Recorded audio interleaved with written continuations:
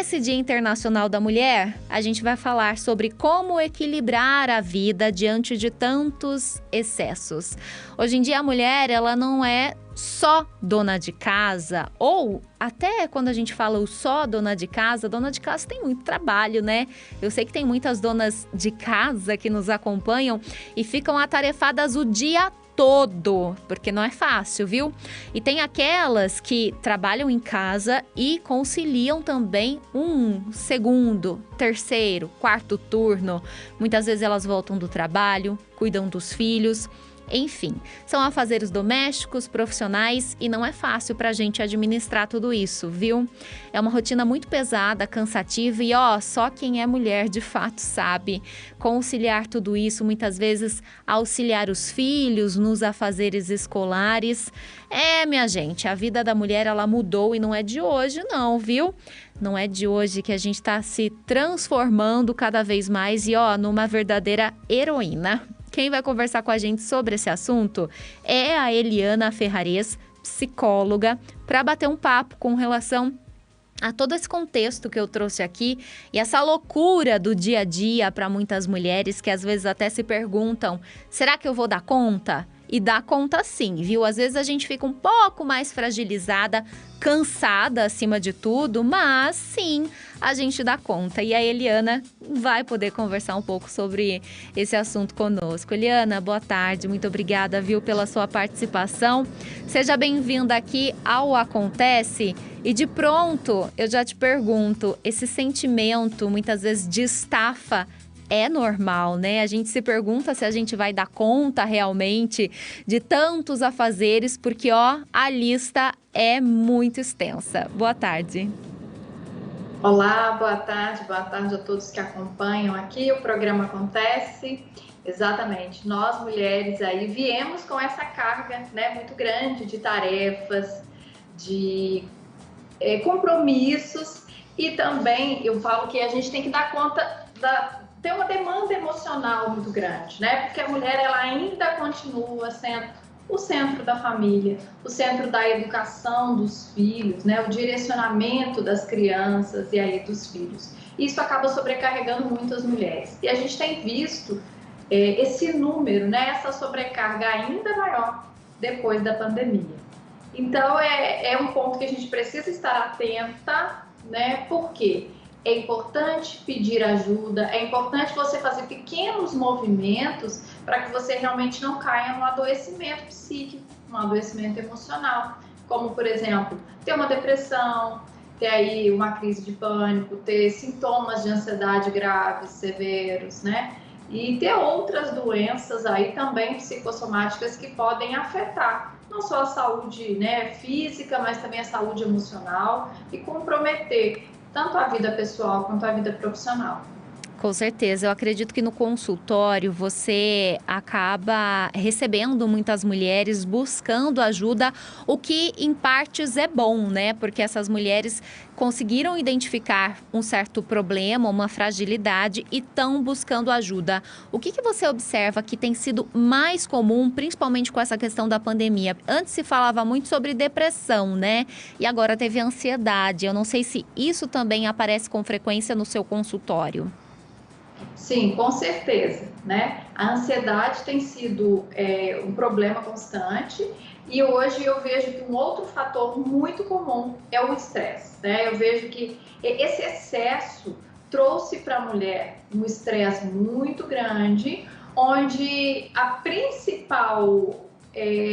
o principal sintoma, esse estresse ele aparece principalmente no alto nível de irritabilidade, onde a mulher muitas vezes tem um limiar muito curto, onde ela fica irritada com qualquer coisa, onde muitas vezes ela tinha tolerância, ela tinha condições aí de ser um pouco mais paciente, de relevar algumas coisas.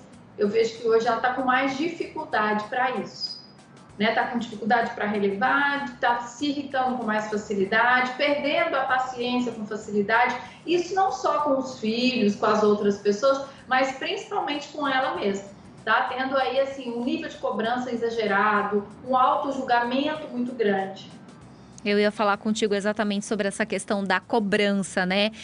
Conheço muitas mulheres, muitas amigas que se cobram demais. E acho que isso é uma particularidade do ser humano, de uma maneira geral, mas tem uma característica a mais aí para as mulheres. Porque como elas fazem tudo, né, Eliana? Eu acho que essa cobrança é muito maior. Não adianta, muitas vezes quem ouve pode pensar, é uma vitimização e tudo mais, mas não é.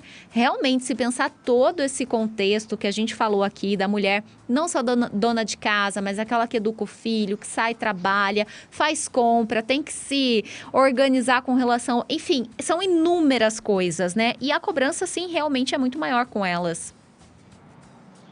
Eu vejo também esse aspecto, né, que as mulheres aí acabam sendo muito cobradas, porque a gente vem, né, historicamente, a gente vem de um lugar onde a mulher, para ser bem vista, para ser aceita, para ser valorizada, ela tinha que dar conta de todos esses papéis e com muita excelência, como se ela tivesse que ter 100% de uma excelente performance, 100% em todas as áreas o tempo todo. E o que a gente vê hoje? Que isso não é necessário. Esse valor pessoal que muitas vezes a mulher busca, que muitas vezes a mulher aí quer atender, ele está muito além dessa questão que a sociedade nos cobra de ser perfeito em tudo o tempo todo. A gente não precisa ser perfeito em tudo o tempo todo para ter valor. Por quê? O seu valor, né, o seu valor como pessoa, como ser humano, como mulher, ele não está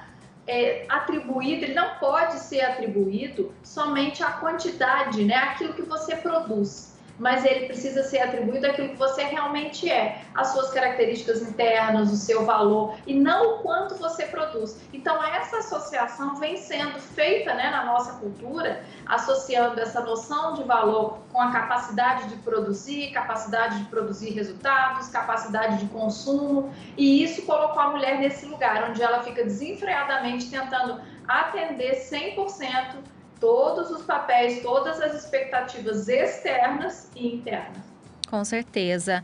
Eu fico aqui me perguntando, né? Será que a gente vai ter uma resposta ou até mesmo um norte para quem está nos acompanhando? Exatamente para essa tarja. Como equilibrar a vida diante de tantos excessos? Muitas vezes, Eliana, a gente ouve que temos que dedicar um tempo a nós, para o nosso lazer, até mesmo para a nossa vaidade. Essas seriam algumas dicas para conseguir equilibrar a vida diante de tanta correria e de tantos afazeres? Bom, eu gosto muito de falar que nós mulheres muitas vezes esperamos que esse cuidado, a gente cria uma ilusão de que para a gente se cuidar, a gente precisa de muito, mas na verdade não. A gente, para se cuidar, a gente precisa de pouco. A gente pode trazer aí uma intenção diária de cuidado em todas as ações, nas pequenas atitudes que você faz no seu dia a dia.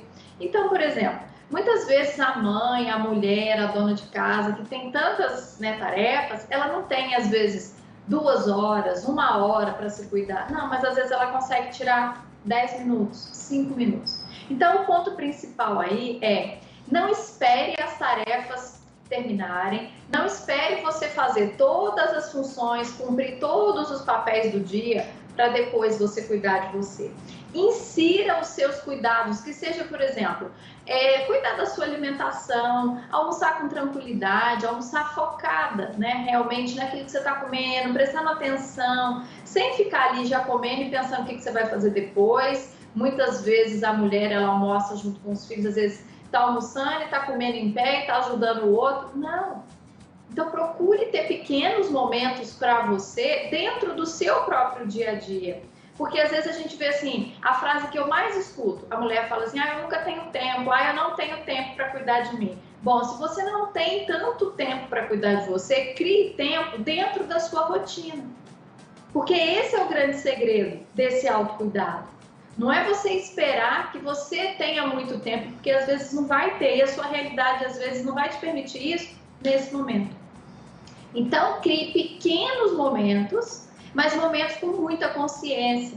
Então, seja na hora de tomar o seu banho, seja na hora da sua alimentação, seja 5, 10 minutos que você vai parar ali por alguns minutinhos no sofá, mas pare sem o celular. Porque muitas vezes a mulher fala assim, eu não tenho tempo, mas o tempo que ela tem, ela deita no sofá e pega o celular.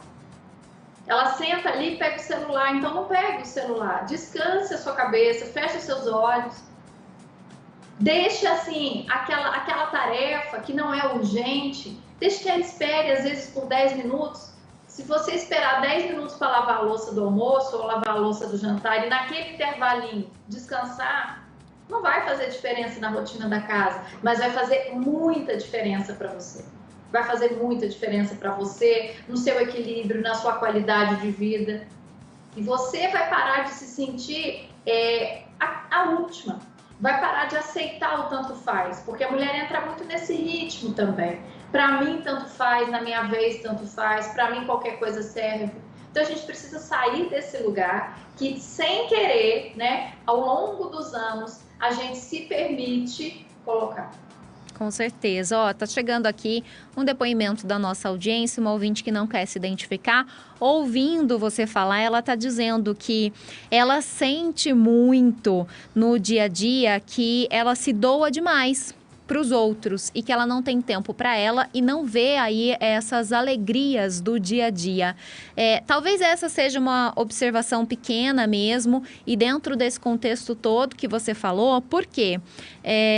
Às vezes é isso, né? A gente se doa muito, às vezes espera receber e não recebe, mas a gente tem que fazer, muitas vezes sem pensar em receber e tentar se dedicar a nós mesmas também, né?